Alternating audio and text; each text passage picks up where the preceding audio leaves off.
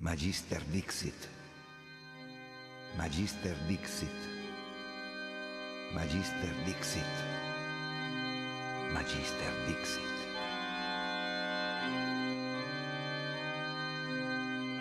Welcome to Magister Dixit, a podcast that invites you on a journey into realms of expertise, imagination, and occultism. Delve deep into the minds of those that have dedicated their lives to mastering their crafts, and how having an esoteric or supernatural influence has shaped that path. In each episode, we will engage with magisters, true masters of their respected fields, as they share their unparalleled insights, unconventional knowledge, and their unique perspectives. Venture into the mystical as we converse with filmmakers, musicians, and renowned authors. Listen to their perspectives on their respected disciplines and how being a practitioner of occultism has influenced their craft. Remember, in the realm of knowledge, Magister Dixit, the master has spoken. Today, we're exceptionally honored to welcome the insightful Ronnie Pontiac to our podcast. His incredible journey serving as Manly P. Hall's research assistant, screener, and substitute speaker has illuminated his path and left an indelible mark on the field. His diverse contributions to literature, including ventures into the award-winning documentary world, position him as a true pioneer and explorer of hidden dimensions within the tapestry of knowledge. In this episode, we have the distinct pleasure of delving into the layers of Ronnie's experience and wisdom. From his role as the key figure in Manly P. Hall's inner circle to his profound insights documented in American Metaphysical Religion and the co-authored work, The Magic of the Orphic Hymns, Ronnie Pontiac joins us with a wealth of knowledge and unique perspective. Let's welcome Ronnie to the show. All right, Ronnie. Well, first off, I'd like to welcome you to the Magister Dixit podcast. And the first question I had is basically if you could perhaps maybe share some of the insights into your incredible experience working with Manly P. Hall as his research assistant. Yes. I did three things with him. I was his research assistant. I became one of his designated substitute lecturers, the main one. And I also became his screener, along with my wife, Tamara. And all three of those things were very different experiences. And we're all part of this education, I think, that he was trying to give me. And they're very different. So briefly, being his research assistant was my favorite. To be able to work with him on a daily basis and ask him questions and have lunch with him in the vault and have him say, here, take this end of this scroll and I'll unfurl it. And it's the Ripley scroll, one of the great alchemical artistic creations of all time. How did you come in contact before we even get into all of this great stuff? How did Ronnie meet Manly P. Hall? Well, it was a very unlikely candidate. I really was somebody who, as a teenager, was rather a criminal, and my band was a nihilist, kind of racist band with a lot of bikers supporting us, and I was a really nasty character.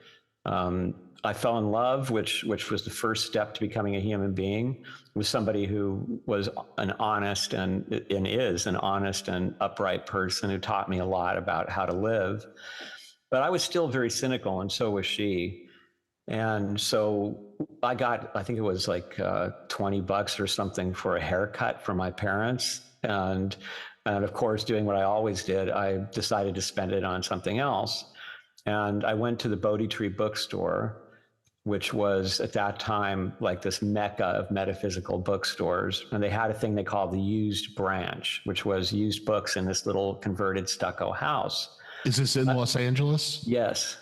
And so I went to the used branch looking for a book called Atlantis, Mother of Empires, which I'd seen as a kid in an occult bookstore in Santa Monica. And it somehow struck my imagination. I wanted to shoplift it desperately, but it was too big and bulky for a kid to get away with. And it always stuck in my mind. So I was there actually looking for that. The funny thing about that is that that book was written by Stacy Judd, who was the architect of the Philosophical Research Society. So in a strange way, I was already drawn toward him and toward PRS. They didn't have a copy. Were these your first kind of run-ins with the occult? What got you interested? I did begin earlier. I would say like, I'm not even sure how old I was when I saw the Atlantis. I mean, I think I was only about 11, something like that. And then about 12, I ran into some books on witchcraft in a local bookstore. And I was really attracted to the babes on the cover. But then when I opened it up, the stuff really talked to me. I'd been a kid that was really into Halloween, and this made a lot more sense to me than any of the monotheisms that I'd been exposed to as a kid. And then when I became more of a criminal type and I had my band, I was reading Crowley, Anton LaVey, Spare, and I was really looking for something that, I mean, the funny thing was I dismissed them because to me they seemed like romantic idealists. And I was looking for just hard-boiled nihilism and commitment to death and disillusioning optimists everywhere. And I couldn't find it. Very negative person. I was a very negative person. And so I was a great believer in the power of the lie, for example. And I had no social contract. Between how I was raised and what I experienced in the schools, I just felt no sense of loyalty to anyone or anything. And so once I got disappointed with those books, I pretty much stopped reading occult materials and focused instead on the music world and on the politics of all that. And when I went into the Bodhi tree, it was a whim. And I found an old 6th edition of The Secret Teachings of All Ages, which was under the title An Encyclopedic Outline, etc. And this was the sort of reduced size version of it. It was black and white pictures, but it still looked like a medieval tome. It was beautifully bound, and it had this very flamboyant picture of him in the front looking like an actor from the 1930s or something. And I was immediately smitten. I put it on layaway, eventually got enough money to buy it. And when I brought it home, it just blew my mind. I read a chapter every night, and then I would come out to Tamara, who was the girl I'd fallen in love with and I'm still with. And I would tell her, oh my God, okay, so get a load of this, and I would tell her all the stuff that I had just read. And it converted us into a different perspective on the world. The book's dedication is to the rational soul of the world. And that idea is what the book conveyed, that rather than being in this utter chaos where the strongest are the winners, that there was a rhyme and reason to life. And that there were all these amazing people who had devoted their lives to exploring that wisdom, and who, many of them, risked their lives in order to share it with posterity. At times in history, you're absolutely right. Mm-hmm. And so that moved me. And of course, the things that they had to say about the relationship between nature and a human being, and the gods, and Pythagorean geometry and mathematics as a spiritual path, and just all of it, Bacon, Shakespeare, and it just inflamed my imagination. And he just really spoke to you, it sounds like, as opposed to the Crowley and the reading Spar and everything. I felt like it like somebody had like taken the top of my skull off, and suddenly there was all this air to breathe, and the world was so much vaster than I expected. Now, I should say that later I returned to Crowley, and I found actually some great value in there. But I found out from a friend, to my shock, that Manly Hall was still lecturing, because looking at the photo and how old the book was, it just seemed like there's no way he could still be around. And she said, oh, he is lecturing in Los Feliz for $1, wow. 11 a.m. every Sunday. So, at first I really was afraid to go because of who I'd been. And I just thought, oh, there's no way I'm going to be welcome here. I'm going to feel so out of place amongst people like this. But Tamara eventually prevailed on me by saying, if you miss this opportunity to see him, he's an old man. I mean, won't you feel terrible that this author who changed your life was right there and you didn't go see him because you were too afraid of what he'd think of you? And he had created this shift in your life. I mean, you were excited reading about it and sharing it. And, you know, Exactly. so you had to go. So I went, and it was an amazing experience. It was a beautiful Sunday afternoon and actually late morning. And we showed up, mostly older people. We were the youngest people there, and they seemed thrilled to see young people there. So the greetings were very friendly. That surprised me and delighted me. And then we sat down to enjoy the lecture. And he did something that I later saw him do many times and heard about from many people, which is that he looked straight at me and he delivered a message that was so pointed toward me that it blew my mind again. And I had been, the same person who told me that Manly Hall was lecturing in Los Feliz was really into Edgar Cayce and was really into the idea that California was about to sink into the Pacific and was moving to Virginia Beach. And she had spooked me. And so I was like, oh man, I think maybe we should move to Virginia Beach. And Manly Hall looked straight at me and he said, people who suffer paranoia about natural disasters that is actually based on the kind of life that they had been living up until this point. And so I felt that he had just talked straight to me. He also talked straight to Tamara, who had been walking along, and she noticed a lovely little weed flowering that had kind of busted through a crack in the pavement. And he looked straight at her and he talked about the strength of nature to burst little flowers through cracked pavement. Wow. Now, later we found out that he couldn't see us. His eyesight wasn't very good at that point. We were probably just colorful blurs to him. And yet he did this over and over again. When I began to work with him, I heard this story many times from people. So there was all kinds of discussion. Is he channeling? Is he an initiate? Is he just so deeply in the Tao that whatever he says flows from his mouth to the right place? There were all these theories, all of them really inadequate, but he certainly had that skill. And so I decided that I wanted to volunteer. We both did. Just do anything that we could to be around him and to help him do what he was doing. So we went down there. We talked to someone who was screening the volunteers, and they liked Tamara a lot because she had office skills, but I had nothing. And they asked me one key question was, do you have any knowledge of foreign languages? And I said, well, not really. I said, but I did grow up amongst people who spoke Russian and French and German and Polish. And so I've heard these languages my whole life. She was like, okay. Well, they called the next day and said they wanted to give Tamara a job. And I was the kind of guy that said, no. I'm not sitting at home with the cats while you go work at PRS. Screw that. So she turned him down. So to my shock, the next day there was a call, and it was, Manly Hall wants to meet you. Please come down tomorrow morning. Wow. Yeah, exactly. So we went down there, and while they tried to talk her into taking the job, I was shown into Manly Hall's office, where there was a phalanx of these elderly women who ran the PRS standing next to him, and most of them with their arms folded. But he had a big smile on his face, and he was sitting behind his beautiful, ornate Chinese desk. And he said, come on in and make yourself miserable, in kind of a W.C. Fields meets Barrymore voice. And so I sat down, and he pushed in front of me this big stack of paper. And what it was the galley for his alchemical bibliography. And he said, I want you to edit this for me. And I said, you've got the wrong guy.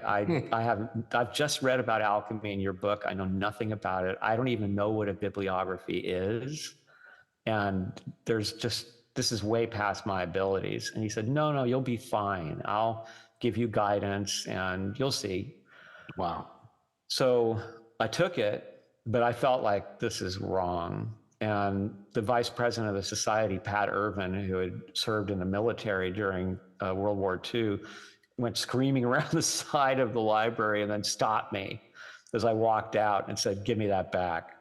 And I said, "Yeah, that's a good decision." And Wow. I felt great anyway because I met him and it was just such an honor. I got home and there was another call, this time from his secretary. And she said, "Mr. Hall, your office," I'm sorry, "Mr. Hall, his office, 9 a.m. in the morning." Okay, so I went back. This time it was just him. And he said to me, "From now on, you take orders only from me. If anybody tells you anything that contradicts what I tell you, you come to me and you tell me that." And so I said again, I really think you've mistaken me for somebody else. I don't really have the ability to do this. And he said, "Young man, you will do very well on this project. We will meet every single day. In the morning, I'll show you what to work on.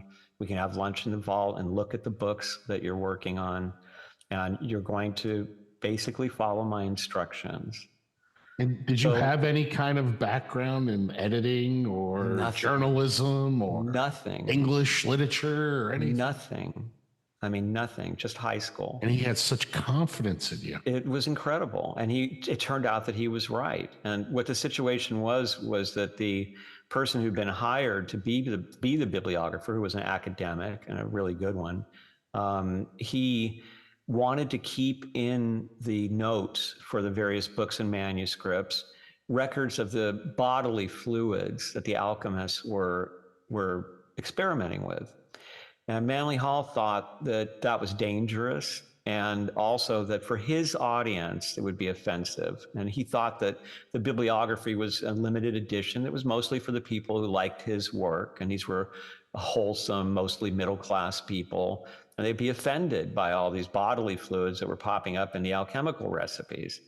Well, the bibliographer refused to remove it because he felt this is important. This is information academics... He had documented it and everything. Yeah, and academics would want to know about it. Right. So at that point, Manly Hall decided he's got to go and we've got to find somebody else who can do this. And that was me. So I did get the help of the bibliographer as I began. He was very kind to me. And then I took it over. And mostly it was just double checking everything and making changes that he wanted. But it was an incredible education because, I mean, he handed, the amazing triangular Saint Germain Trinosophia. Yes. He handed me his copy of it and said, "Look at this." Wow. And all those different books that are listed in that bibliography, most of which are now at the Getty, they were in my hands, and he was telling me stories about when he got them and what they mean, and it was just stupendous. And being able to see him work, this man was in his middle 80s, and he was writing 2 articles, 3 articles at a time, working on a book, maybe 2 books, doing the business of the place, preparing for his next lecture, writing things for the journal and for the little notes that he sent out to his subscribers, and just a dynamo. Still such a very busy man, even in his 80s. And clear-headed. So he could do things like, he would tell me sometimes, "Go get me this book." And he would tell me the shelf it was on, what the cover looked like, and how far over it would be. And this was we're talking 50,000 volumes at least in this library. He's just visually recalling, like, oh, it's the Yes. 4th book over on the 5th shelf. Exactly. So Wow. it was an amazing education in changing expectations about aging. He also had such joy in acquiring knowledge. It was almost childlike. He just loved finding out new things. If a book came out that had good research on a topic of interest to him, he was genuinely excited about it. And he was just constantly absorbing information. Yeah, from what I read, I'm sorry. Please, go ahead. As a young boy, didn't he spend much of his time in the library reading all of these books and everything? His mother had a good collection based on the Theosophical Society, which was a huge influence on him in the early years. And yeah, he was reading The Secret Doctrine and Isis Unveiled and And then a lot of the source books to those, like Thomas Taylor and that kind of material, at a very young age. And they were moving town to town. And he wrote at one time that he met a very, let's say, a shaman of high attainment, of an indigenous shaman, when he was living in one town in the West, and who this person taught him things about Native American religion. And so he just absorbed all this information. But he was only 18 years old, I believe, when he came to Los Angeles. He told me that the sidewalks were still wooden at that time. Wow. Yeah, I'm sure. Yeah. The old days of LA and early Hollywood land and everything. Yeah, exactly. In fact, one of his very first lectures was given at a house that Raymond Chandler, as a really a boy, a teenager, was staying at. And of course, Raymond Chandler would become this fantastic author of suspense mystery books based usually around Los Angeles. But there they were together as Manly Hall gave one of his first lectures. And so he flourished here in LA, and right away he developed a following, and he became the leader of what was called the Church of the People. And he got all kinds of support. He told me that he was able to acquire those books because of Claire Pierpont and others who, I'm not sure if that's the right name, actually. These were oil heiresses, a mother and daughter, and they gave him a lot of money over time, including they conferred on him royalties from some of their oil holdings that he had coming to him through most of his life. So this money allowed him to travel into the world, into Europe and into Asia, and to acquire these manuscripts.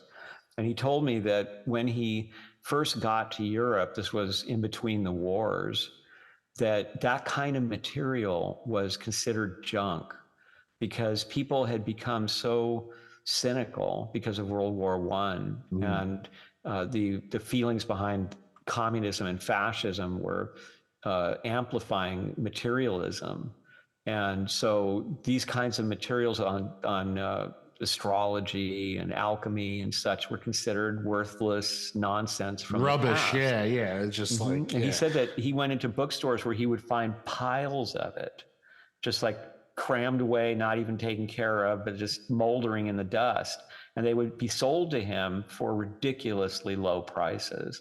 And he had the knowledge and the eye to pick out these masterpieces that he was able to acquire for very little money. And so that became really the foundational resources for traveling and acquiring all of these rare books that were not really considered of much value at that time, and in a newly industrial age type of world where I mean you're kind of in the what is that, the government that was set up after World War I. The Weimar Republic, is it, I believe? Yes, exactly. And that through the whole period, it was the socialists fighting the fascists and the communists, and so I could see these clash of beliefs, and Yeah, and it also, he told me that it impressed him on the fragility of these works of wisdom, and that was a great motivation for him to create the Secret Teachings of All Ages.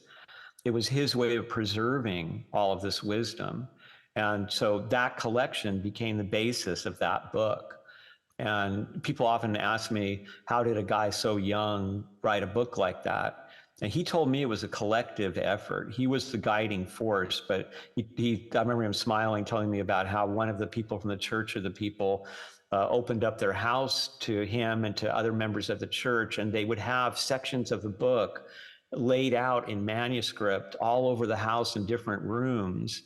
And he would be going room to room and going, yes, put that there and put this here, and overseeing the assembly of it. Exactly. It was almost like creating a zine, except it was this amazing tome. Yeah. So there was a community project behind that. So working with him was still something that makes me smile, and I'm in disbelief that I had such good fortune, especially because we became friends, and I'd go out and have dinner with him and with his wife and go to their house a lot, and I wound up working with her as well. And so it was just a dream come true. Being his designated substitute lecturer was quite a wild experience, because I had no desire to lecture. And Pearl Thomas, who was the head librarian at PRS, she approached me one day and just said, "It's time for you to start lecturing." And how many years was this? Only about a year into it. Wow, but so I very had proven accelerated. Myself. Yes, I had proven myself, and they thought, you need to do this. You could talk the talk in a year already of being immersed in the world of being immersed. Hearing all his lectures, every Sunday, and meeting with him every day and working on the bibliography. I was absorbing a lot of information, and so I went to him to talk to him about it, and he said, "Yeah, I think you should do it." And I said, "Well, how do I do it? I've never lectured before." And he said, "If you can't just stand up and talk for 90 minutes on a subject, you shouldn't be talking about it." So I said, "No notes?" And he said, "No notes." He said, "Just go up there and talk about what you know." So I thought they were going to give me a gig in the little room over the library with the portrait of Madame Blavatsky, but they put me on Sunday morning in the big auditorium for my very first lecture. Of course. Right? And I was, to say the least, nervous as I went out there, and I got a very nice greeting from a big crowd who were curious, who is this kid that's been hanging around with Manly Hall? And so I did a great job, apparently, because they wanted me back constantly after that. And eventually, let's say within about a year after that, I was made his designated substitute. He had a couple other people that had been substituting for him, but he decided that if he couldn't make it, he wanted me to present the lecture. And that was interesting because they were his titles. So, for example, there was one called Marriage in the New World Order. And I had to figure out what to say about that on short notice. Right. So I'd be busy, trying to understand, what did he mean? I talked to him. What do you mean by New World Order exactly? Because that's a very loaded, even then it was a loaded phrase. Yeah. What was the scope of what he was talking about? Yeah. In that particular and he was talking instance? about a very idealistic sense of something closer to the Federation and Star Trek, where everybody's getting along and they're all enlightened, and it certainly wasn't any kind of autocracy that was going to be run by the elites. So I would have to lecture on that kind of thing. And that was an interesting experience because I learned, for example, about the pressure on lecturers, right? That both the people that are hiring you and the audience are trying to shape the directions that you take.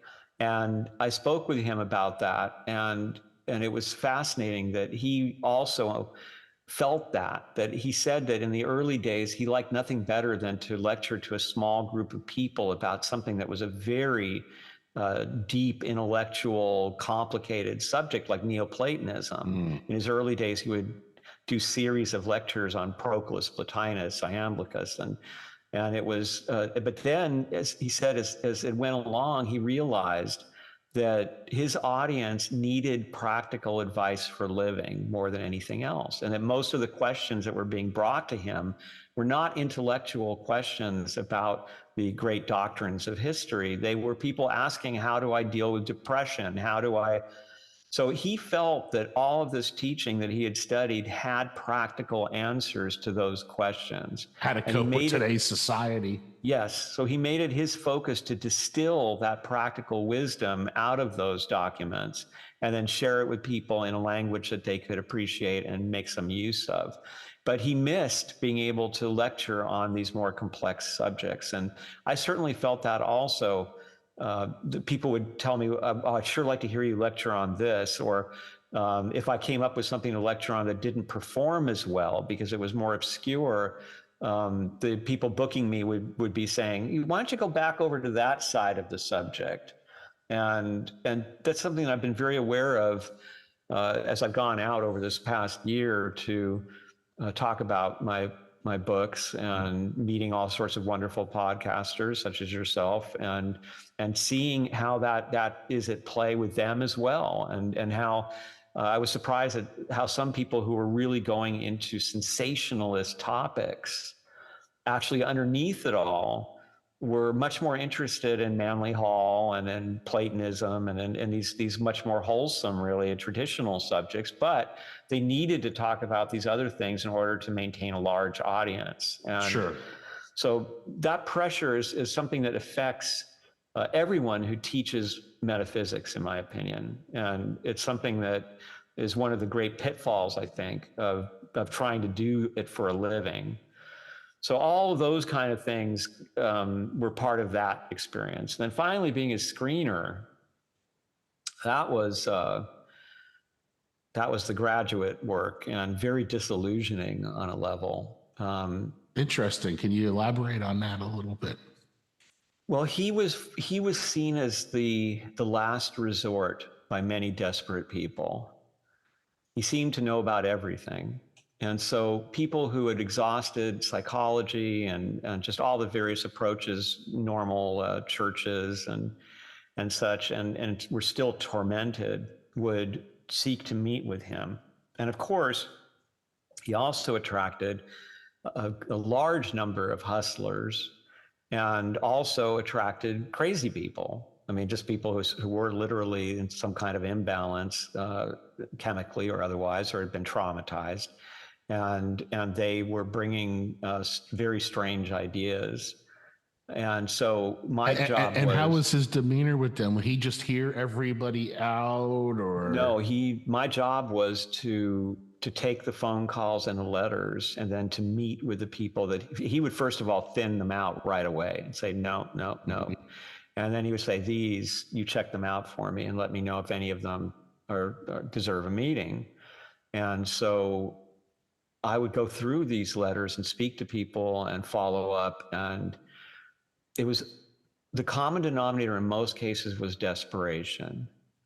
So you would find people such as ceremonial magicians who realized that they had not completed the circle properly during the banishment, and then became convinced that they were being tormented by a demonic entity. Or spiritualists who ran into some friend on the other side who wouldn't stop talking to them and was torturing their lives. Or people who were convinced that they were growing a third eye when it was a medical condition. And they felt he was so knowledgeable about all things occult and esoteric that he would have to have the solution for them. Exactly. And sometimes he did meet with people who were dealing with those kind of situations, and he had very interesting solutions for them. So, for example, at one point, sometimes I was allowed to be there for these meetings so that I would know how he handled it, so I would be better at screening. And he would say something like, for instance, I remember one case where the person who came to meet with him was having troubles with a poltergeist, a ghost that was creating all kinds of havoc in the living environment. And he had a very simple solution. He said, I want you to get 2 lighting fixtures, put a red bulb in one and a blue bulb in the other. He said, I want you to turn on the red bulb, no other light, sit in that room and think about all these disturbances and think about how they make you feel. This will draw the entity. He said, when you feel that the time is right, I want you to simultaneously turn off the red light, turn on the blue light. And then I just want you to breathe and feel free and know that you are protected and that they will be going back to where they need to continue their learning, and that you will be free to continue your own life. And it worked. And was it the light, or was it the faith in Manly Hall? The belief, the faith in that Manly Hall is the man, and that he has to know this has to work. He wouldn't give me something that's nonsense to do. Exactly. And so other times I met with people who were aged and infirm, and they met with him, and they were interested in death, and were they ready to die? And sometimes these were people that he met with many times. So at one point, I was there when he met with a Mason, and he told the Mason, whom he knew well, that, yes, you're ready. Your consciousness will stay awake during the process, and you will be you, and you'll remember what you learned, and you've done enough work. So this was a great relief to this man. And Freemasonry was a very important part of Manly's life as well. Wasn't he a 33rd degree Mason? He was, he wrote about it in his youth when he wasn't a Mason. And is that the Rosicrucian one? It's like Rosicrucians and the Freemasons or something. Well, he wrote a book called The Lost Keys of Freemasonry. That was really the one that brought the Freemasons. But the whole Secret Teachings book was so full of Masonic references and information gleaned from Masonry, including chapters on Masonry that revealed a lot of the secrets of the higher degrees. Now, a lot of people obfuscate that. They think, oh, well, he must have been psychically, like he's an initiate, so he knew all this stuff. And I think he was reading Albert Pike, and he was reading a lot of the other books, like the encyclopedias that were available, these amazing, like 5-6 volume encyclopedias like Mackenzie, which had everything about Masonry. And Albert Pike, his books go, the Dogma one. I mean, it really goes into great details. Exactly. So I think he had access to that. And I think that there were also Masons that were helping him with his knowledge, sharing information with him. And he did become a 33rd degree. He was inducted into Masonry, and he had friends all through his life who were Masons. I actually was sent to lecture on his behalf a couple times to Masonic temples. Wow. And I found them to be, they're mostly older people at that time. They were usually very down-to-earth working people, and none of the sort of elitist ghosts that pop up so often and stories about them. That's like before when you were talking about when you first went over to the PRS and there was these like older people there and they were all really happy to kind of see you or whatever. Yeah. I'm a Blue Lodge Mason, and it was like kind of same thing. It was like, this young guy, and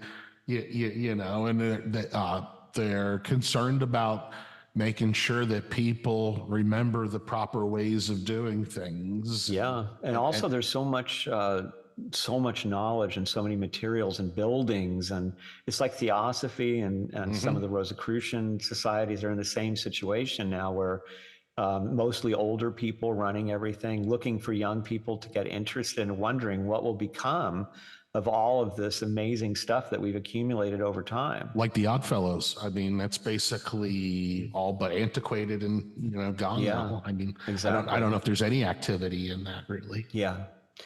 So it's just something that's a challenge that many of these organizations are facing now, that we're actually the center and the core of metaphysics in America for a long time, for generations. Was Manly involved with the Rosicrucians?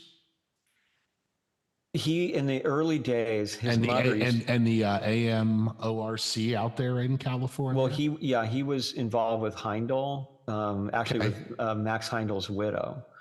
Who taught him astrology and taught him how to self-publish books. Even called her mom. She was such a great influence on him, and that's who taught him astrology. Who then taught you astrology? Yes, and he sent.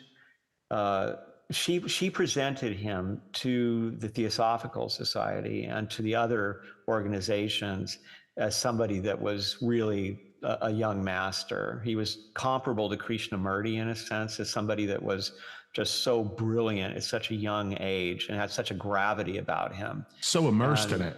Yes. And so that her endorsement was an important part of him becoming a success. And later they split kind of because she didn't like that he got into hypnotism. And she also warned him to stay away from Hollywood. And in his early days, he occasionally would work on a screenplay, or he appeared in kind of a promo for a movie that he came up with the idea for, that was about, it was a mystery about the 12 signs, the 12 zodiac signs, and this Chinese astrologer who solved the crime. Did Hollywood use him as a reference or anything like that? Or, he did not have good experiences. The funny thing is, I wanted to see these things, and he said that fortunately they were, as far as he knew, no longer in existence. But they're now on YouTube, which would probably be to his chagrin. But there is one, for example, of him hypnotizing Bela Lugosi, for a role that he was playing. And it's That's pretty amazing. weird looking. It's when you look at it, it just has this kind of cheesy, creepy quality that's so unlike the man that I knew. It's like in the way that we were just talking about lost manuscripts and books and everything that are unappreciated. Same thing in Hollywood. A lot of film that just not having the foresight to realize that all this stuff should be coveted and protected. Yes, so much was lost all over the world, and it's really difficult to preserve film because people think that once you get it on some sort of a digital format, you're good, but you're not. So it's a constant challenge to keep the films alive. Yeah, what is it? Even like the place where the cave where they do, I think it's like the glass discs and everything that, they put like all the different libraries on.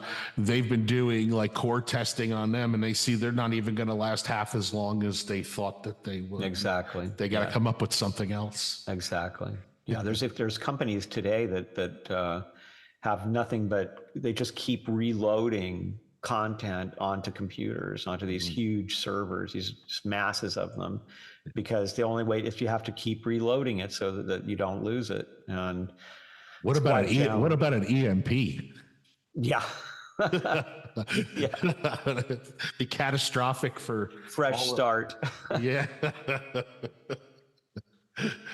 Now, you've written a couple of books. Mm-hmm. And the first one I like to talk about is American Metaphysical Religion. Mm-hmm. And what motivated you to delve into the extensive research that you did and that's required to write something like American Metaphysical Religion, exploring 400 years of occult and spiritual history in the United States? It started in the vault during one of our lunches, and I noticed this rather large leather tome that was down on the bottom shelf, and it was called The Platonist. And I wondered what it was, and he said, "Oh, that's a good one. Pick that up." That's the good one. Yeah, so I grabbed it and I opened it, and it was a newspaper. It was a newspaper called The Platonist that had been published around 1888, the time of the gunfight at the OK Corral in St. Louis, when St. Louis was still a cow town.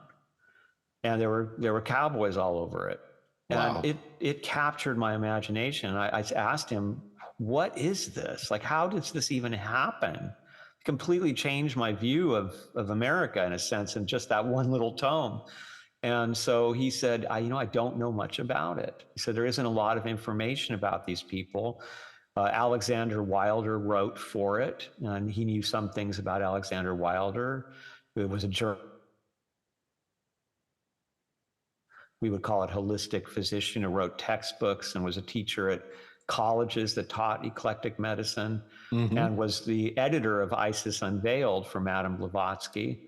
Wow, interesting. And also wrote books himself, very much influenced by the Hermetic Neoplatonic alchemical tradition. But Thomas Johnson, the publisher, he didn't know anything about. And there were some interesting things in it, such as Abner Doubleday, who did not invent baseball, but was said to have invented it, was a Civil War general. He was actually the first on the Union side to fire a cannon at Fort Sumter against the Confederates. And he translated works by the Parisian magus Eliphas Levi in the Platonist. So I was just, wait a minute, the baseball guy was translating Eliphas Levi? Was he a Mason or anything? I don't know. And in this thing called The Platonist, it was being published around the time of the gunfight at OK Corral. What is this thing? So I went looking for information. I couldn't find anything about it. And then there was this funny twist of fate, which was after we had left PRS, he asked us to leave because he could see what was going to happen. He was declining, everybody was declining, and it was going to become a battle over the assets. And he didn't want a couple of kids like us in the middle of it. So we were at the Whiskey on Sunset Boulevard, and there was a store across from it that had been there since the days of Jim Morrison and Jimi Hendrix called the Hippodrome. No, the hippocampus. And so we walked in there because they often had cool things, and it was late at night. And there on this shelf was a bound copy of The Platonist. Wow. And a couple of very early Thomas Taylor books. And so I was just amazed to see it. We're talking something, you can get it online now, but at that time, I don't know if there were 5 copies of this thing in the whole world. I mean, it was, a newspaper, it doesn't survive. And Right. so the store had been owned by a woman who got older and had to retire. And so we walked up to the guy who was managing it for her and said, "Are these books for sale?" And he said, "I believe so. Let me call the owner." And he went to the back of the store. He came back a minute later and he said, "Are you interested in these books as decor because of their covers, or do you want to read them?" And I said, "Oh, definitely to read them." And she sold us all 3 books for $100. Wow. Which I don't She even knew know. you were going to read them. It wasn't just because they looked neat or exactly. And so that was so now we had a copy of The Platonists to take home with us.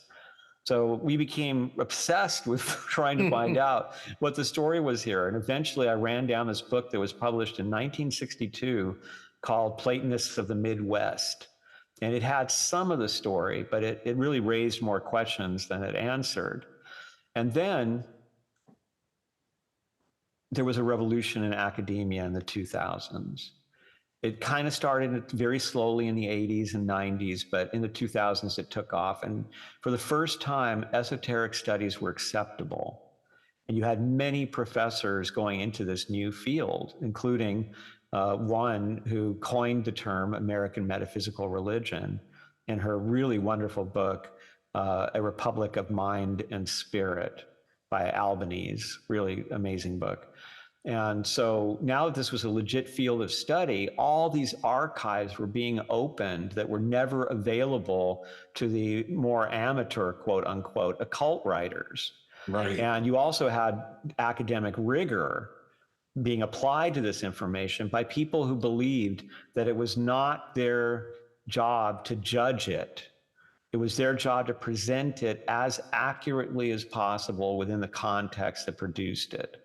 Well, this was just a revolution, and the number of books and studies that came out were in the hundreds. And I was very fortunate because at that time, Google and Amazon would let you search any book that they had in their listings, the whole book.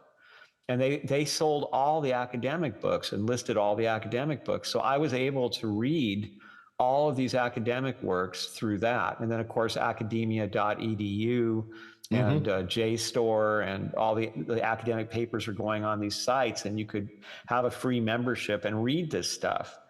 And then I also found, I don't know what the change was, but so many of my friends in metaphysics were telling me, well, you know that the academics hate us and they're so mean to us. And I never really listened. I just sort of reached out to them whenever I needed to ask a question, and I found them to be incredible.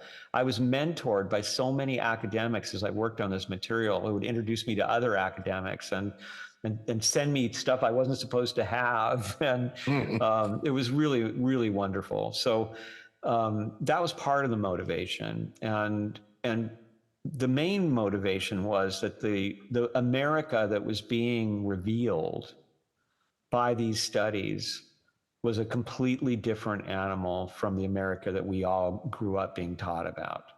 To discover that these esoteric traditions were not just here, but were at times dominant throughout the history of the colonies and into the history of the country. To see, for example, that in the early days, we're told that these were good Christians who came here, and that America was very much a Christian country. And then you suddenly discover, well, actually, there are early records that say that they weren't going to church. We have letters from preachers and priests complaining to their superiors that they can't get them in the pews or not reading the Bible, and that they keep going back to their own superstitions from wherever their origins were. You had Jacob Boehme and the Rosicrucians and Paracelsus here at the earliest times. I mean, when the Huguenots come here initially in order to colonize in Florida, and they brought with them Paracelsian medicine and books by Paracelsus and Jacob Boehme's mysticism and Rosicrucian ideas that would become Rosicrucian. I mean, they weren't even, this was pre-Rosicrucian, right? This was like in the 1500s. Right. And so this material, they were alchemists practicing in Florida based on Paracelsus in the 1500s here. And so when Thomas Hariot, who I write about in the book, who was the scientist that was working for Sir Francis Drake and for the creation of the Virginia colony, and he was sent here as one of the people to survey the possibilities of doing such a thing. The Roanoke colony? Mm-hmm. And he wrote a book that is kind of horrifying, where he lists all the amazing natural resources of America and discusses how they can be exploited. It's like a map for what would happen later. But he was practicing alchemy on the beach there in Virginia, and they actually found remnants of his alchemical lab. So wow. The fact that Yale University and Harvard had alchemical labs, that one of the presidents of Yale addressed the other presidents of colleges in America and strongly urged that Kabbalah be taught at colleges. All of this information was here. It was being cross-pollinated. Even the Pilgrims were not nearly as hostile to the esoteric as one might think. Right. So this was a revelation to me, and I thought that it was something that I really wanted to share with people, this vision of America. So, most of the occultists and metaphysicians and esotericists that I know, we sort of have an inferiority complex. We feel like, well, we're just the freaks on the fringe. We're not part of the mainstream American story. When you see all of this new data, and I mean, my book is 600 pages roughly. It could have been 1,200. There's so much information. You feel that it's our country, that the essence of what makes America a place where the ideals of liberty and diversity have been celebrated, and that reinvention of religions. Like, one of the things that has been interesting to me is when I do podcasts with people who are outside of America, I often get asked, what is it about America that you guys invent so many religions? And it's because we came here to get away from people who were trying to tell us what to do. And many of us were bringing books that had visions that were being built upon by successive generations. So there's so many experimental communes and villages and efforts to create a new kind of society. And so that I found very inspiring and timely, because we seem to be in this crisis in America where so many people have lost faith in American ideals and in America. And they think of it as just this corrupt, Christian, elitist, white kind of a creation. And when you see this alternate history, you see how every race has contributed. You see how actually esotericism has been there feeding the roots of this country from the very beginning and all the way through. Absolutely. I have to agree with you. And, I'm originally from New York, and even though downstate, just outside of Manhattan and stuff, however, just knowing about the history of New York and what was it, the burned out district, you had this whole area where there were like a lot of, a lot of preachers and, a lot of fire and brimstone in the type of preaching that they were doing. And then, I'm trying to remember the person's name in Poughkeepsie that also became like a clairvoyant. Or Andrew whatever. Jackson Davis? Yes. And just how that, just even in New York alone, how much mysticism and esotericism was going on, just everywhere, and all of this culture. And like you said, and it's from all these people who immigrated over here. It just depends on when, but even your immigrants that were coming over in the 20s and 30s had all of these all this mysticism that they brought over as well. And these traditions, there were eclectic traditions established. Like in New York, I write about St. Mark's of the Bowery Church, which is famous now for its dance group and its poetry gatherings. And this is the place where Patti Smith first performed, and Ginsberg and the Beats first had their meetings there. And all of that was because there was a preacher by the name of William Guthrie, who, when he took over that church for the Episcopalian diocese, he invited people like Khalil Gibran and Isadora Duncan and indigenous tribal chiefs and Hindu swamis. And he combined all of these materials into this kind of very eclectic, very much an idea of syncretism, right? That, that the truth appears in all of these different forms and all these different times and places. And so it's very moving to me that place eventually became a sanctuary for people like Allen Ginsberg and Kerouac, and later for Patti Smith, and even today is developing young dancers and young poets. And so there's a really rich history there. And spiritualism, that's a whole nother thing. I mean, New York was a center of spiritualism.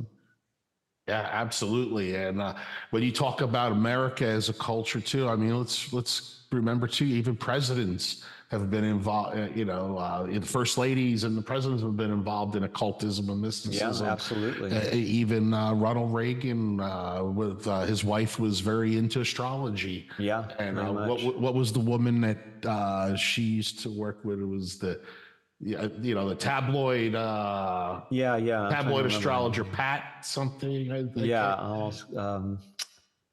I can't draw it up. But I know exactly, like the one that they were into, like, she was the one that was always in the tabloids when you were checking out at the store, she exactly tell you her 15 prophecies for 1984 exactly like that, And of course it goes back to Lincoln with his wife having a seance in the White House. Yes.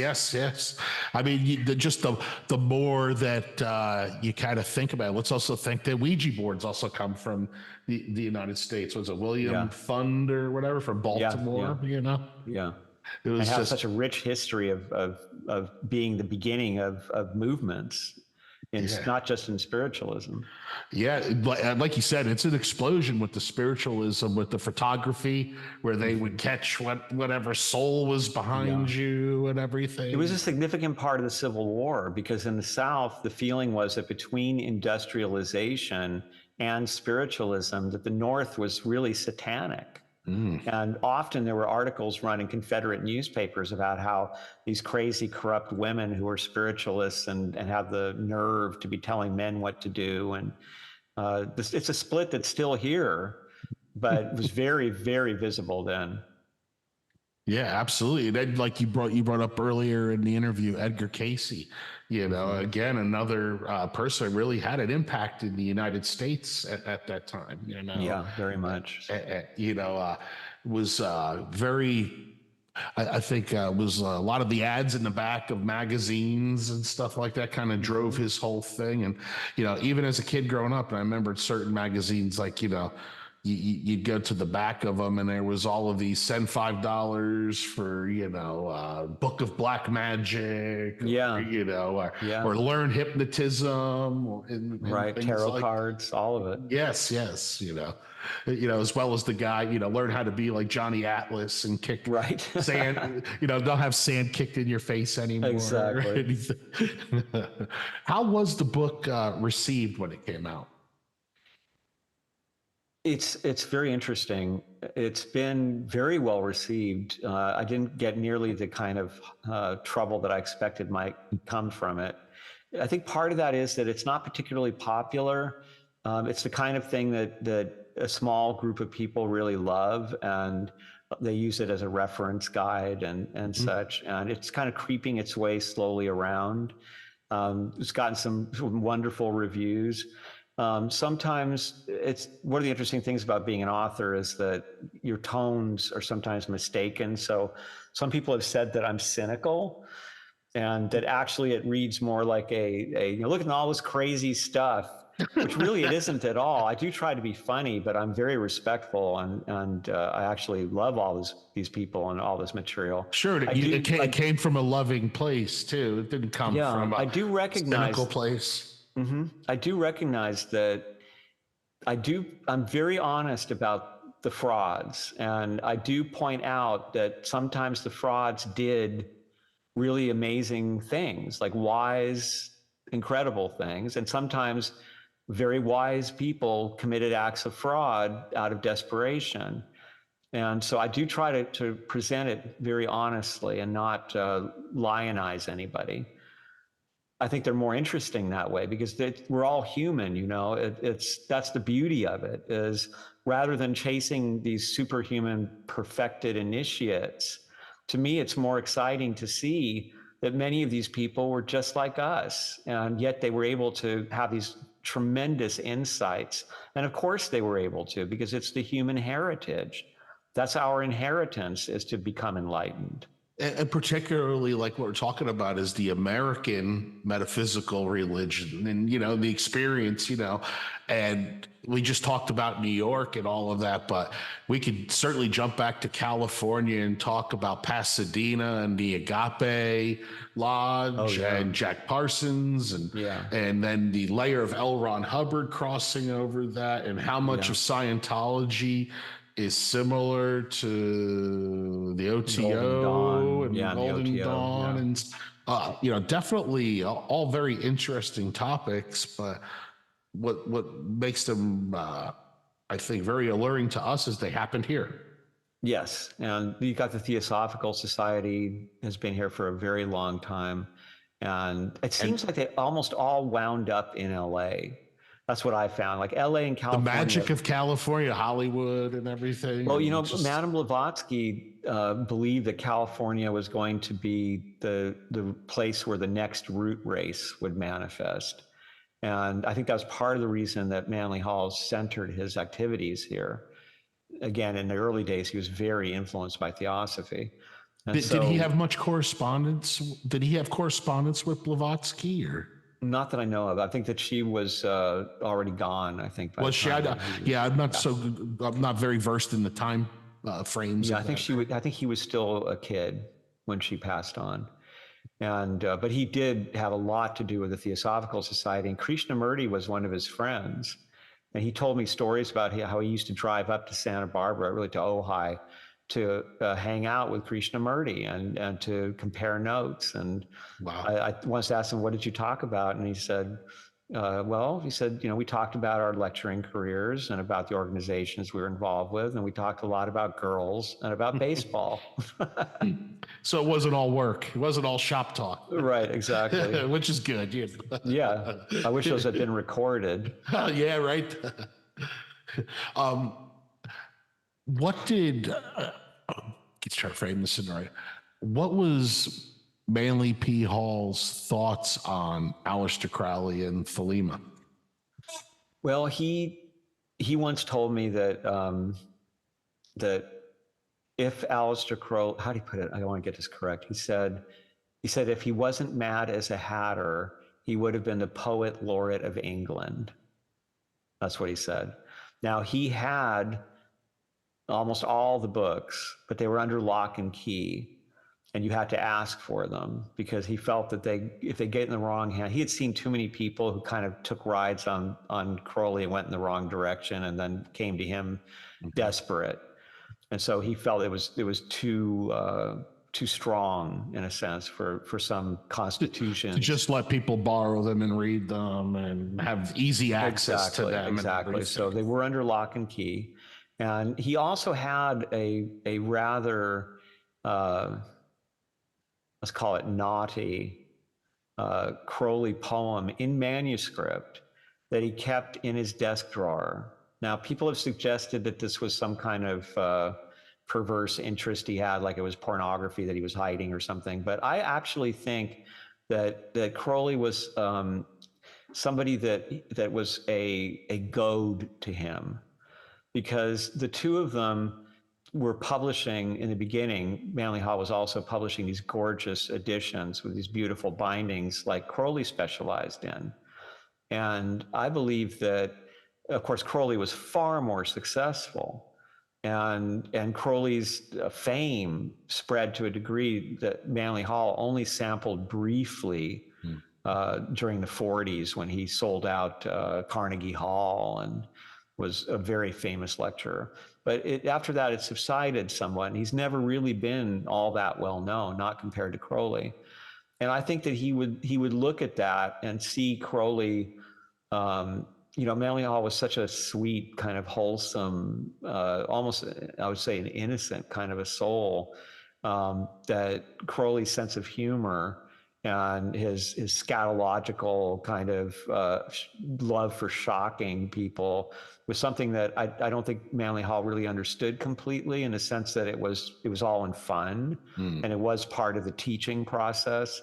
I think that instead he saw it as an out of control person who had attained fame and was harming people. And so he would look at this to remind himself, I've got to keep going. I've got to create content that will help people. That helps people and gets them in the right direction and stuff, exactly. Right? Rather than put them in chaos or. Exactly. Yeah. Because not everyone can handle chaos. And he had such an audience of families and retired people and people who really weren't able to understand Crowley. But I'm sure in the 1960s, when Crowley popped up on Sgt. Pepper, it must have been quite a thing for Manly Hall to wonder, how come this guy, You're right, absolutely. Okay. So when we just left off, we were talking about how try to save people from chaos, and what that made me think of also is what was really quick. What was Manly's opinion of Peter Carroll and chaos magic? Kind of something different than all of the other type of studies. Yeah, that's something that I mean, he was pretty down on anything involving ceremonial magic. Why is that? He felt that, I think it was, again, because he ran into so many people that had been damaged by it.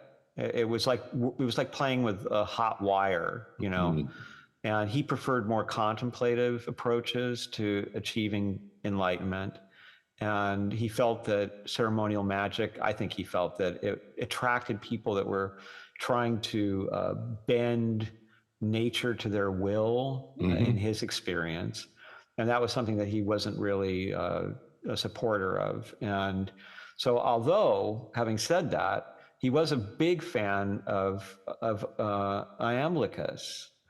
And after all, Iamblichus is the root. I mean Egypt, but he's really the root of so much ceremonial magic. And his work inspired Ficino and Agrippa and Levi and all the way down the line. So he did appreciate it from a Neoplatonic point of view, as Proclus and Iamblichus were approaching it. But I think that the more modern forms of it, he did recommend reading Agrippa. So, I mean, and he had great respect for the hymns of Orpheus, and clearly understood that they were a form of ceremony and of magic. But I think he felt that books like Arthur Edward Waite's book on black magic, and that they would get people into trouble, because he kept finding people who were coming to him saying, yes, he had all these like the magic misfits coming to him with psychological problems. Exactly. And there were so many schisms. How could he endorse it or put his thumbprint on something like that and say, Exactly. And I remember at that time, just one aside, that I was invited to go see Robert Anton Wilson lecture by someone, and they pointed out to me, they said, you see those nefarious looking characters over on the balcony on the right? And I said, yeah. And he went, that's the Golden Dawn. And he said, now look over on the left, and you see those nefarious looking characters that look like they should be over there, but they're over there instead. That's the OTO, right? He knew all the players and everything. Interesting. Did they I guess did those organizations reach out to him? Did they like try to Sometimes. get caught up in his world or whatever? Sometimes. I think they knew that they weren't getting a particularly positive response from him, but they were certainly around, and I met people that were associated with those organizations when I was working there, and and if they you're loved the library. and if you're a fan of this stuff, or like a purveyor of it, even the people that you're maybe not like, you still, it's in your wheel shed, and you're very you're very familiar what they're talking about or what their position is or something of that sort. And the interesting thing that I just thought of with the ceremonial magic thing is, I have to say, like in my Mason Lodge, some of the most powerful ceremonial, I don't know if you could call it magic, but as far as feeling this amazing feeling, I have to say, and Freemasonry, I mean, it's definitely very powerful stuff, especially becoming a master Mason, and, and I don't think that I've ever encountered anything as powerful.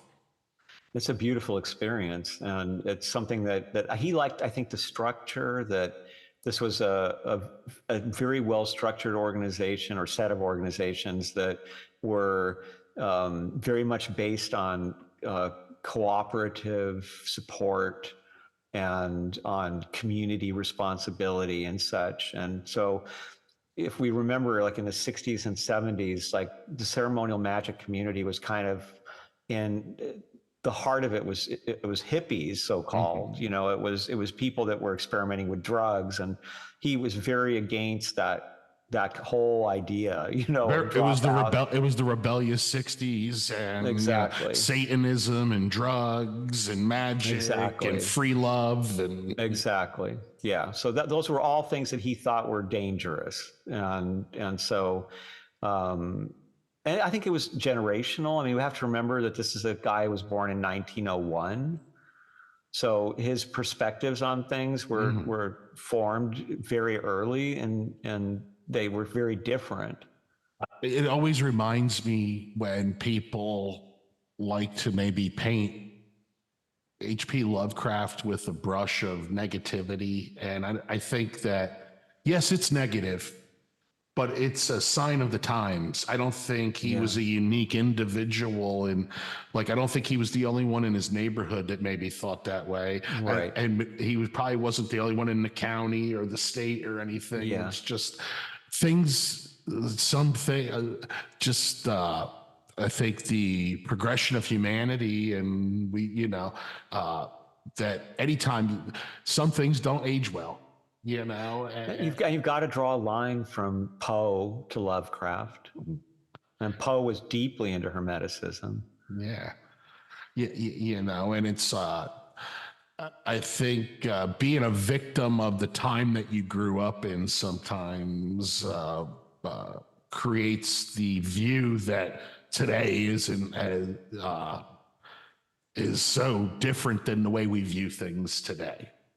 Robert Anton Wilson's idea of reality tunnels, and he used to illustrate it by saying, for one generation, the reality tunnel of sexuality is cocktails, hotel rooms, and high-heeled shoes and negligees. And then for their children, it's weed and sleeping bags and tennis shoes. And so he said, but it's the same thing. It's the reproductive urge attaching itself to certain imagery and rituals for a particular generation. It's like conservative parents raising liberal children, and then them growing up to be liberal parents and dealing with conservative-minded children. It's like you almost have to rebel against what raised you or where you came from. And Emerson pointed that out. He used to say that nature would always reward the parent with the opposite of what they were. So the cowboy outdoorsman would wind up with an intellectual who didn't like to go outside. Exactly. It isn't that like I think we always look at the nepotism in Hollywood or in music that way too. You know, oh, you're the son of George Harrison. You should be, you know, this phenomenal artist or something. You Yeah, know? and hardly ever, right? Yes, true. It reminds me of Mel Blanc when his son tried to take over doing it, and it was close, but it just wasn't it. You know. Exactly. Now, the other thing I wanted to talk about is your latest book, The Magic of the Orphic Hymns. Now, I was going to ask you what inspired you, but you kind of alluded before that Manly really enjoyed it and Is the last had a lot of project I reverence to worked it. with him on, actually. So that was, it had special meaning to me. It was Thomas Taylor's translation. He was doing a reissue of it for PRS with an introduction by him. And that was the last thing I worked on. So that really stuck with me, and to such a degree that I was still in college at that point, and I started studying Greek so I could actually read with the help of the Little Scott lexicon, the Greek. And For yourself. yeah. And then that turned into, since Tamara and I were going into music and we were leaving PRS, and it was very awkward leaving PRS because, for one thing, the guy that sort of took over and was taking over the lives of the Halls, and who we believe very likely may have murdered him, or was at least in some sort of nefarious situation with him, having just had the Halls sign away their rights to him, and then this convenient death that occurred so shortly afterwards under very weird circumstances.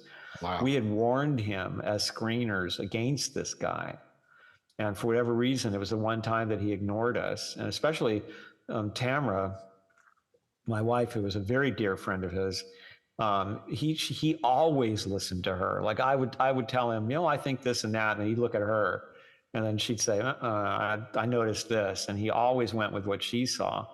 And she warned him so emphatically that the last time she warned him, she burst out crying and was hysterical.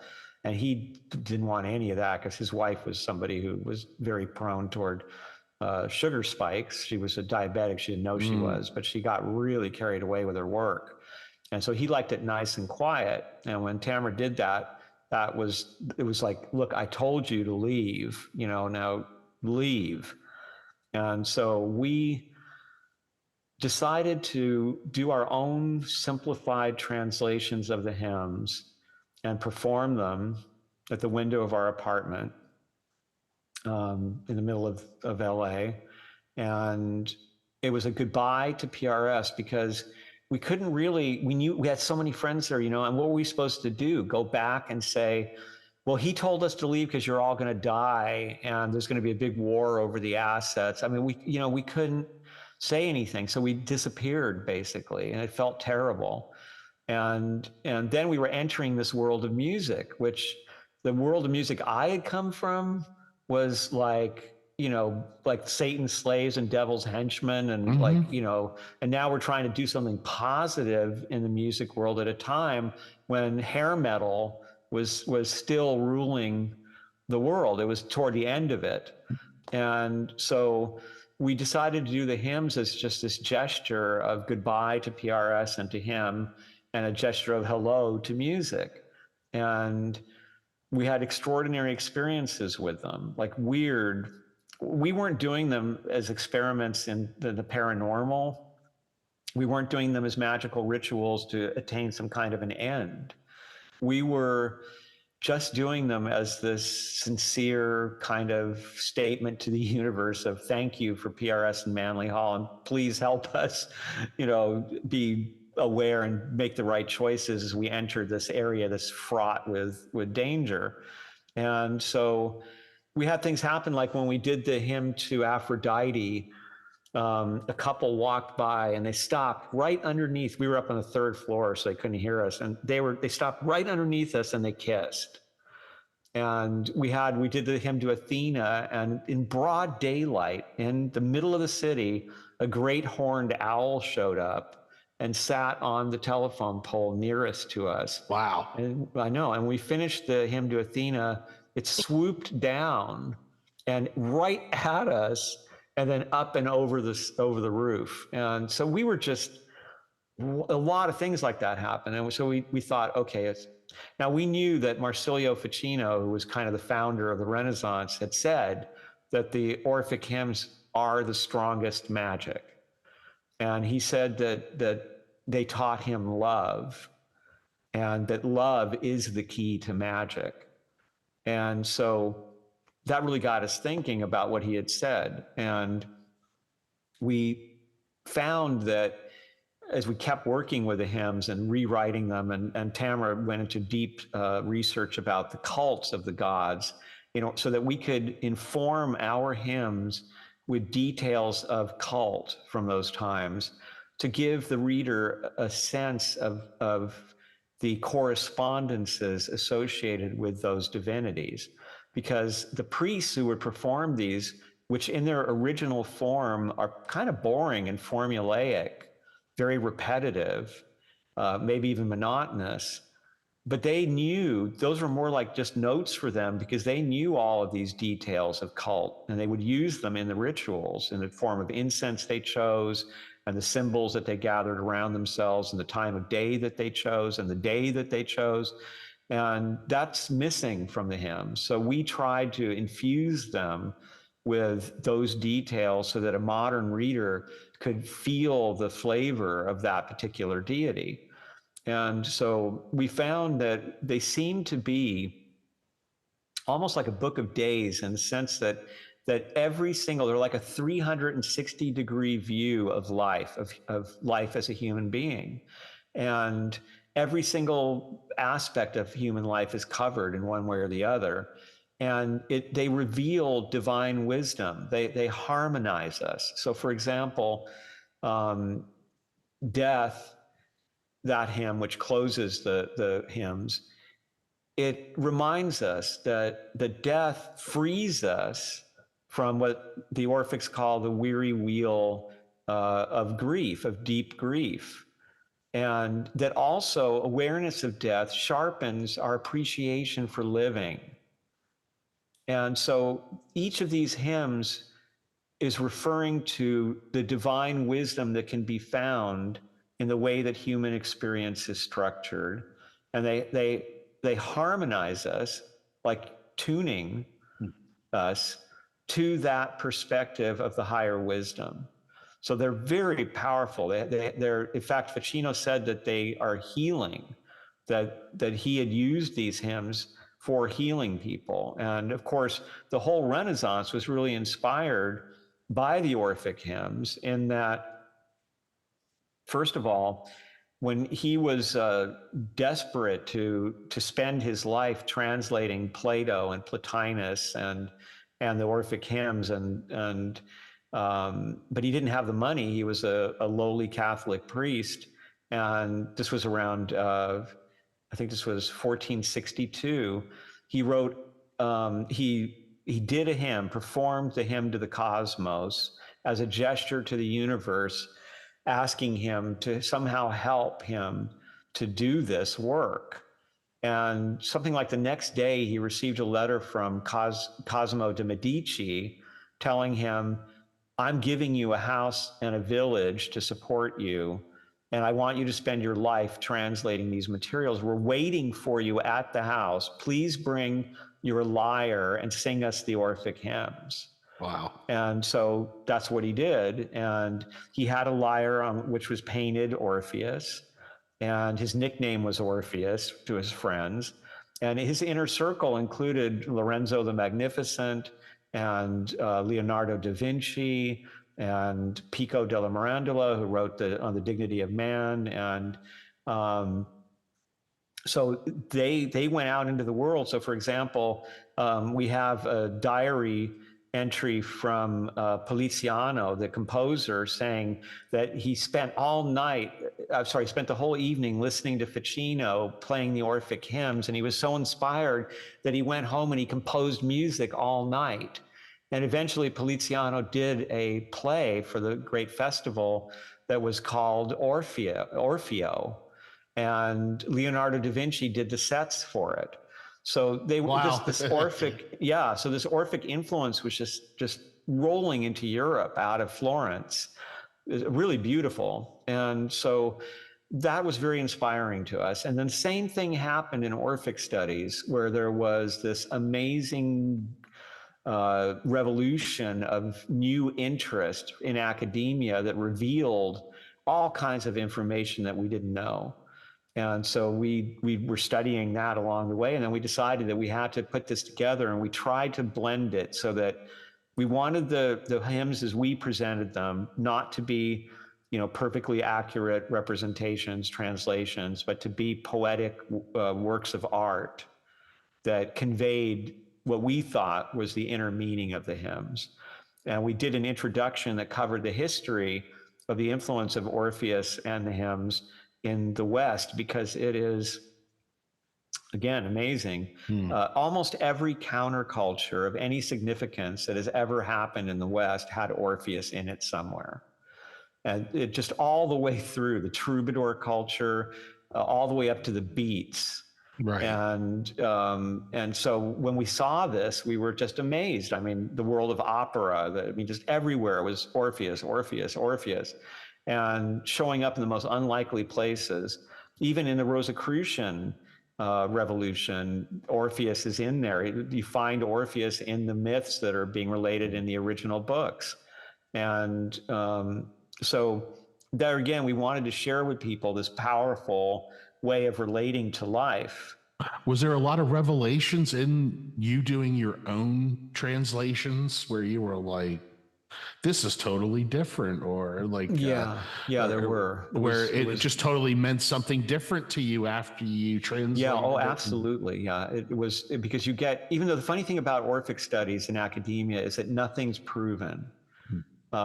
You have schools that think there was basically a fairly well organized Orphic movement, probably created by Pythagoras and by the Pythagoreans, and that it was kind of a literary movement, but then itinerant priests took it up in order to bilk people who had recently lost rich relatives, and they would guarantee them a good place in the afterlife if you paid them to do the ritual.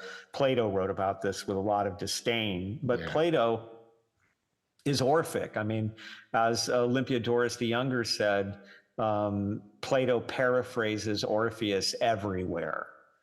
And so this Orphic influence was so huge, but at the same time, there are academics who argue that for instance, the famous golden leaves are not Orphic, that we can't really prove that they're Orphic. And those are the lost hymns?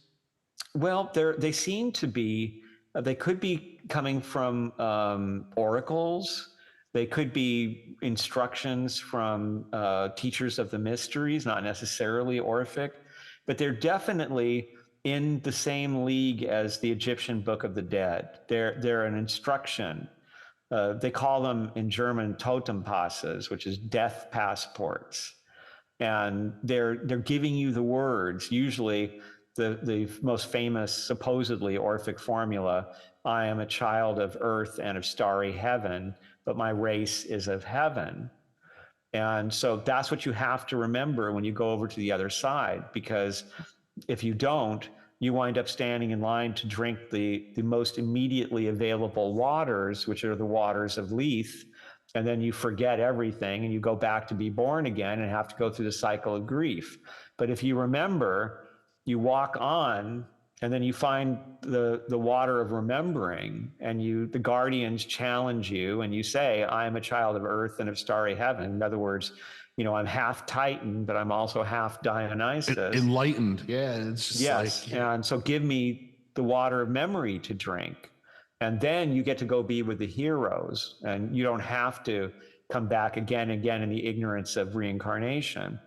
So we're not even sure if reincarnation was an Orphic belief. There are academics who argue against it, but I think it was, because Pythagoras talked about it, and the connections between the Pythagoreans and the Orphic, very convincing argument, I think, that the Pythagoreans were behind this popularization in a religious form of their ideas and of their relationship to the gods. Because let's remember how revolutionary this is.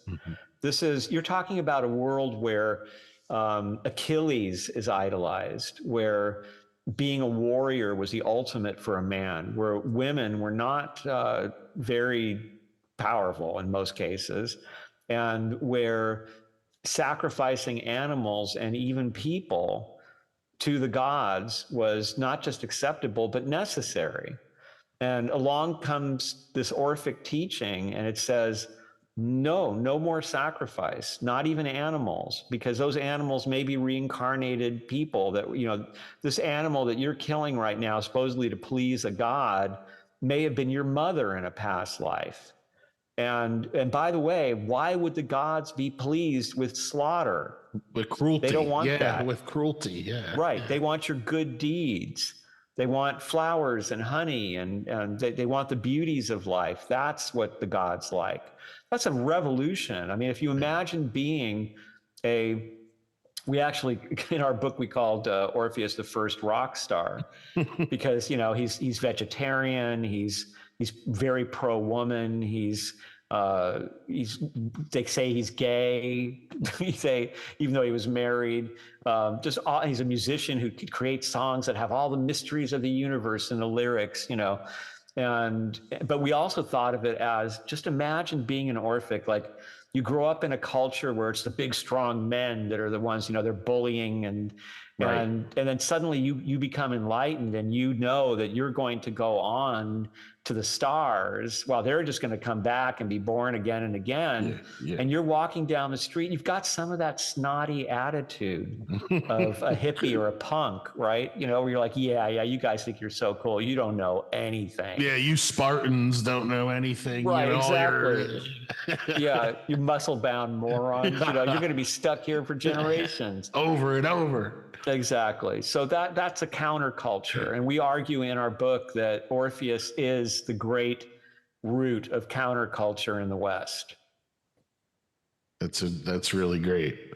And it sounds like to me like the Golden Leaves, they definitely contribute in the overall understanding of the Orphic mystery. So you have to that's why we included them. Yeah, and we were blasphemers, man. You know, like we took after Onamacritus, who was accused of blasphemy for changing the hymns during the time of the Athenian tyrants. There was a lost hymn to number, so we made up one. And we decided just to do a hymn for Asteria because we thought she deserved one. And so we were messing around. It's a work of art. You know, there's a wonderful translation by Athanasicus. That's the academic translation. And that's the one that people should go to if they want to see what it's really like. But we wanted to give you an experience. And so it was different. So what is next for you and your wife? What other projects are you working on? Well, I have a book on the origins of Rosicrucianism, again, based on all this new research, because it seems to indicate that rather than a secret group of highly enlightened initiates who may or may not have been invisible at will, that what we're actually dealing with are college students under the influence of radical college professors who are reading books by Giordano Bruno and by Boethius, and they have this idea of universal reformation. And they believe that this is the time that everyone should bring that reformation into their own little corner of the world. Wasn't Giordano Bruno burned at the stake for heresy or something like that? Yeah. And so the actual early, you know, the great manifestos that launched the movement, I believe, have a lot of humor in them. They're very lampoonish in ways, although they're very sincere about hating the Pope and about this universal reformation idea. But you see, for example, I believe it's in The Chemical Wedding, where Father CRC, there's the nude goddess, And she actually says to us in an aside, I bet if I got with him, he'd cheer up. That those kind of things, you have to put them in context. It sounds like a college student to me, doing this anonymous book that was about revolution. And so, but they were shocked by the result, that both sides of it. On the one side, that there were so many people writing books saying, me, I want to be a Rosicrucian, totally missing the point.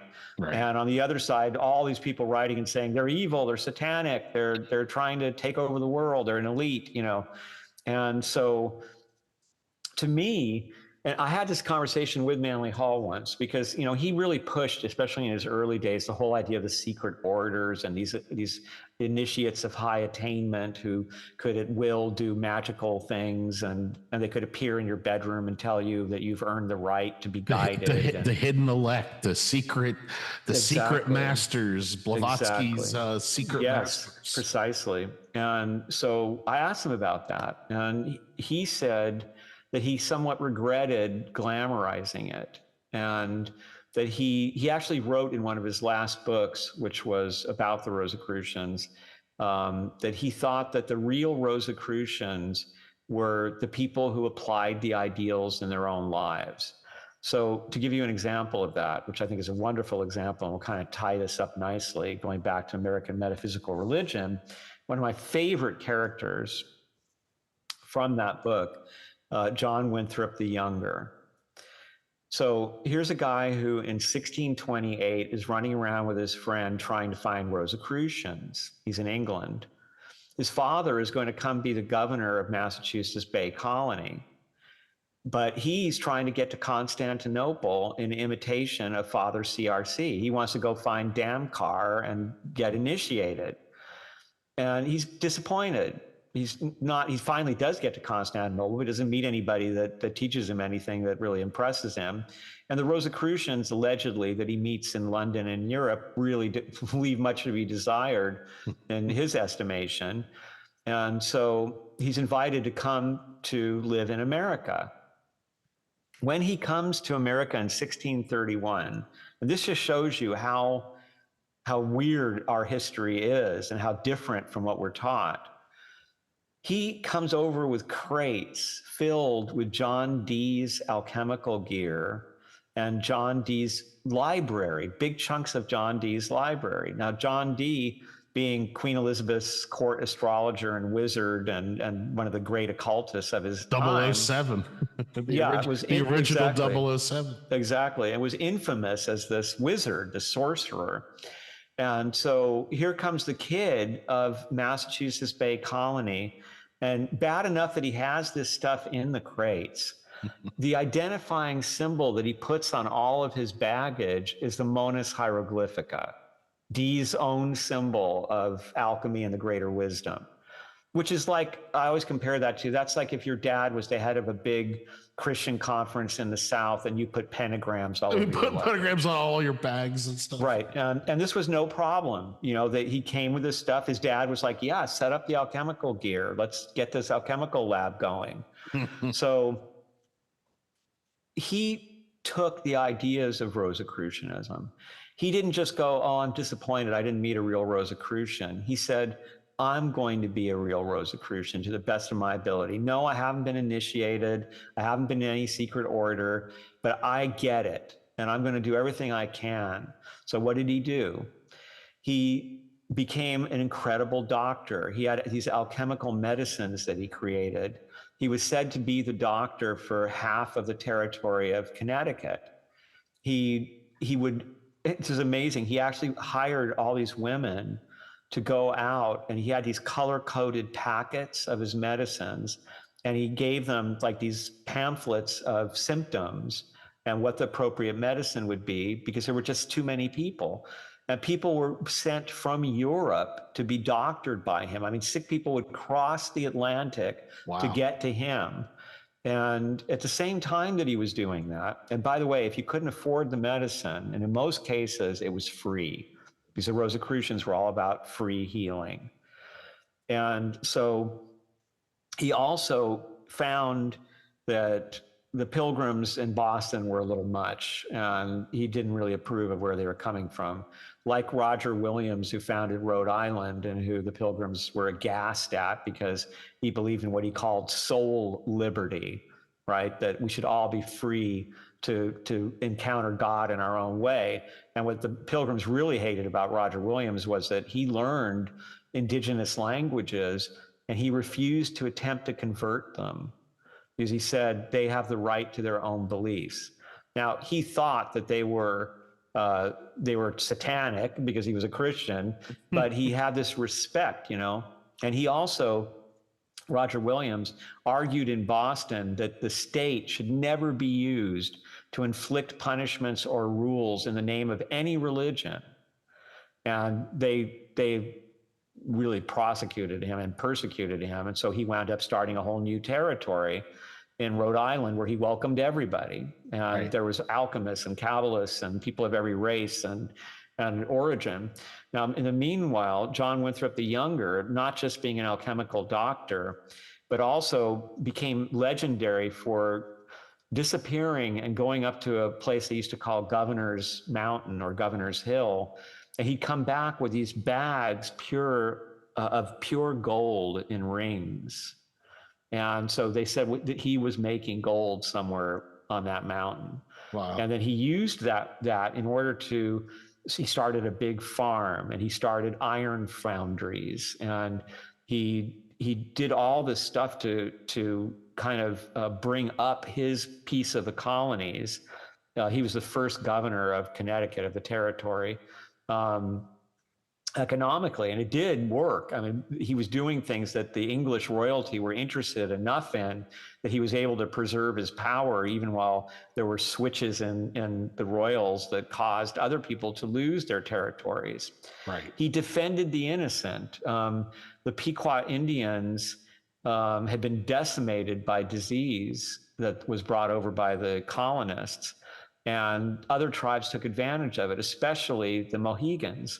And everybody's probably heard of Uncas if you've seen any of the movies, The Last of the Mohicans. Uncas is presented there as this very romantic character. The real Uncas was a bully, was a really nasty guy, and he wanted the Pequots for his slaves. So the ones who survived were mostly the children and women were taken and were added to families, Mohegan families. And there was this small group of a few hundred of them who were considered his slaves, and they had to pay him tribute. And the story went that the Mohegans thought it was a great fun to go, quote unquote, gamble with the Pequots. And you couldn't say no, because if you said no, they might kill you. And if you said yes, they would just cheat and take everything that you had. And so John Winthrop the Younger inserts himself into the middle of this mess to defend the Pequots. And at first, the Commission of the Colonies is against him, and they're for Uncas. And they even stand by at one point. They have officers who stand by and watch the Mohegans come into the town that John Winthrop the Younger had built, where these people were surviving, and rip them out of the homes of the settlers and strip them naked, throw them into this freezing river and break all their baskets. And they stand there approvingly. But fortunately, because they did that, the colonies turned against Uncas. And John Winthrop the Younger spent most of his life working to regain the rights, the tribal name, and the individual names of the surviving members of that tribe. And he succeeded. Amazing, and great personal danger. And he also was infamous in England, because whenever the king would tell the colonies, there's a lot of war going on, they were building the empire at that time, you need to send us soldiers, send men for the British Army. He was the one governor who would always say, oh, well, you know what? We're building the iron foundry and I need every guy I've got. But as soon as we're done, or he would not answer at all, like he never got the message. And he Right. kept his people out of the wars as much as possible. And he also defended women who were accused of witchcraft. And he and his friends were personally involved in defending women who would have been executed and then escorting them out of the territory to safety. So this is just a sampling of the things that he did. And then to reiterate the point even more that America was not what we were taught to expect, Cotton Mather, who we think of as, the ultimate, right, in Puritan judges. I mean, this is the guy that wrote the book about witchcraft trials, even though later he wasn't so much for it. Mm-hmm. He was a friend of John Winthrop the Younger. And when John Winthrop the Younger died, he wrote a eulogy for him. And in the eulogy, he refers to John Winthrop the Younger as Hermes Christianus, the Christian Hermes. I mean, yeah. The way we think of Puritans, to use the pagan Hermes, whether it be the Egyptian or the Greek, and to compliment your beloved friend as the Christian Hermes. Right. And this is coming from that guy. It shows you that we have not been taught the history of our country. There's a lot of lost history on humanity in general, I think. Yes, very much so. I think, I don't know if you're familiar with the work that Graham Hancock or Randall Carlson do, about the Younger Dryas event and everything. And, who knows, there's could have been much more than what we have documented, which is like 20,000 years. And now you have Göbekli Tepe, showing like 40,000 years and stuff. Yeah, exactly. And even with the history we do have, I mean, if you look at how long Egypt was there and was dominating world culture, it's really amazing. You can't even imagine. I mean, here we are sitting in a country that hasn't hit 250 yet. Yeah. Right. And there's thousands of years of Egyptian culture. And we'll be lucky if we make it to 250. The way things are going right now. Yeah, we're definitely well, to get to the Pluto return of a country is in itself an achievement. Not a lot of them do. Rome did. And it had a nasty Pluto return too, that in many ways parallels our own. And we actually wrote about that because it seems that the Orphic hymns as we have them may have been codified during that time, during the Severan dynasty in Rome. Wow. Such interesting stuff. And Ronnie, you've been a fantastic guest. I could go on and on, and it was so great to have you on the show. And how can everybody find out about all things Ronnie Pontiac? If you want to reach me at the Ronnie Pontiac, there already was a Ronnie Pontiac on Instagram, and also on Threads, on Facebook, just as Ronnie Pontiac, and I have a brand new YouTube, which it's kind of different from, normal YouTubes. Like basically I use it for archiving. So you have the playlists for all the podcasts, and you also have early music, pre-Lucid Nation stuff. Lucid Nation was my band. And you also have, I'm going to be putting up, starting on this Saturday, lectures that I did back at PRS, including the Marriage in a New World Order. The first one. Yeah. That's great. I'm going to have to check that out. That's awesome. Well, thank you. Again, it was great to have you on the show. Maybe next time we could have your wife on also. Anytime you'd like to talk again, just let me know. I'm happy to. Great. Thank you so much. Take care. Thank you. Bye-bye.